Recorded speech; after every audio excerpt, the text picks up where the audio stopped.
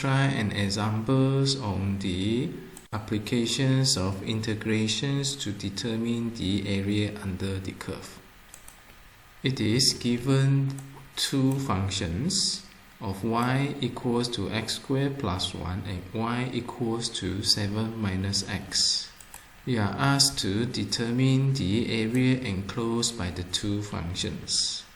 To solve this, first you need to sketch the functions. For the functions y equals to x squared plus 1, as the x squared here is in the positive factor, we know that the curve will be in the form of U shapes. The 1 here means that the intersections with the y-axis will be 1. And for the functions y equals to negative x plus 7, we are expecting a line of negative gradient which intersect at the y-axis at 7. The negative 1 factor in front of x represent the gradient of the curve. Based on the curve here, you know that the area enclosed by the two curves, it will be this region. Now you need to determine the intersection point between the two lines. Equate both functions, you will get this. Reorganize the variables, factorize it. You know that the intersections will occur at x equals to 2 and x equals to negative 3. That means this will be the range of the plots that we are interested. You may plot the curve within the range of 2 to negative 3 for both lines. You will obtain this curve. In order to determine the shaded area, you will need to set the boundary conditions from negative 3 to 2. And you know that integrations of the y functions is referring to the area below the curve. The shaded area will be equals to the integrations of the straight line here, which give you the shaded regions here to be minus with the integrations of the curve here, which give you the areas here. This form these equations. Since that the boundary conditions are the same, you may combine the two functions and rearrange it to become this. Next, you integrate the functions term by term to become this and clearly indicate the boundary conditions.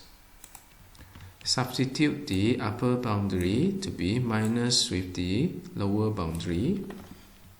Solve the equations and you will get this. Let us try another example. Now you are given three functions: y equals to 4 minus x, y equals to 3x, and 3y equals to x. To determine the area bounded by the three straight lines, you will need to first sketch the graph. All these functions are in the power x of 1. That means they are all in the form of straight lines. Sketch the first line.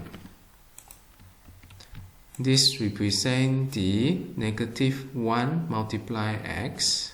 You know that is going to be a negative gradient. The C here represents the intersections on the y-axis.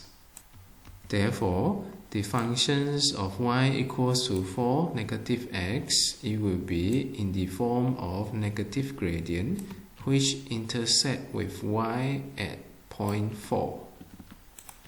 From the function here, you know that when y is equals to 0, x will be equals to 4. That gives you this line. Next, you need to sketch line y equals to 3x. This is a positive value, and there is no constant number behind the variable x.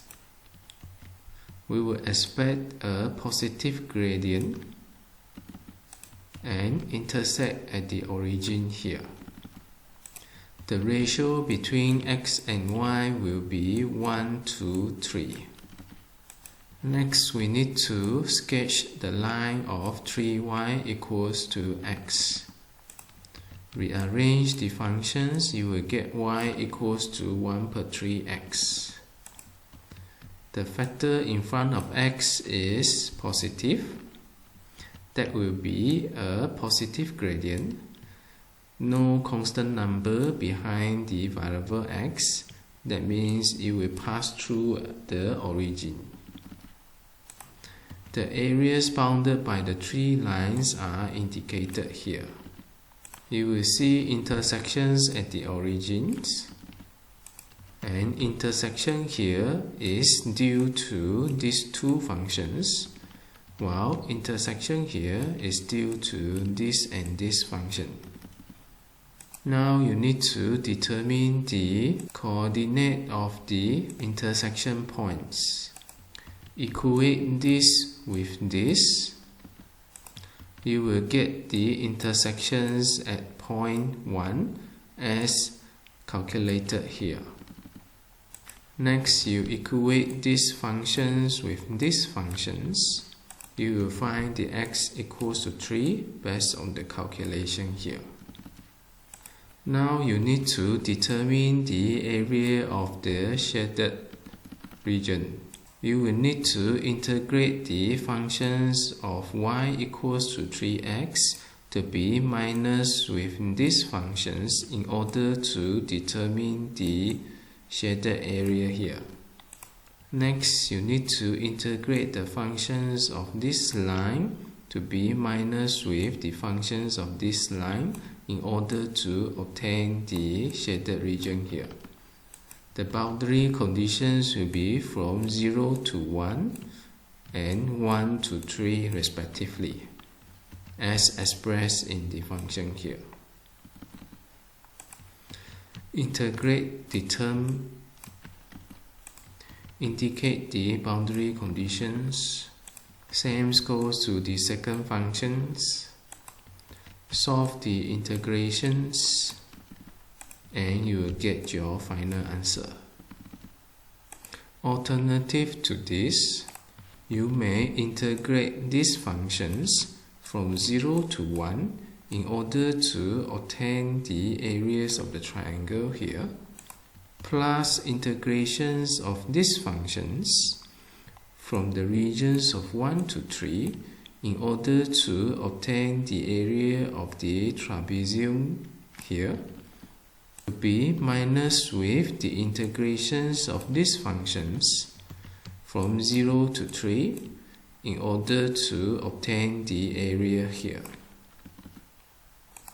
After minusing the triangle area here, the leftover will be the shaded regions here. The final answer for the areas, it will be same as calculated here, except the calculation steps vary slightly.